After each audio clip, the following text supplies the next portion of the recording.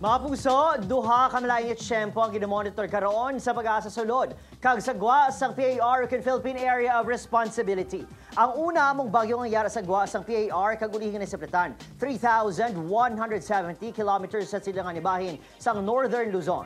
Sunod sa pag-asa, manubong chance sini nga magtupa sa aton pungsod. Ang isa pa nga ginatutukan sa pag-asa subong, among low pressure area LPA nga ara naman sa sulod sang PAR. Sa latest data, nakita ini sa kalayon nga 570 kilometers na sidlangan nga bahin sang Apari, Cagayan. Sunod sa pag-asa, wala ginakakas ang chance sini nga mangin isa ka bagyo kag padayon nga iga-monitor tubtob sa mga masunod nga inadlaw. Sa subong, apektado sa trough sang LPA ang pinakabahin sang Luzon. Padayon man ang pagluntad sang habagat sa dako nga bahin sang pungsod. Base naman sa datos sang Metro Weather, posibleng pag-ulan sa Aklan, Capiz, kag pinakabahin sang Negros Provinces. Magahinay ang mga ini pag-abot sa gabi. Mataas man ang chance sang ulan sa nabilin nga bahin sang pungsod, lakip sa Luzon, pati man sa Mindanao.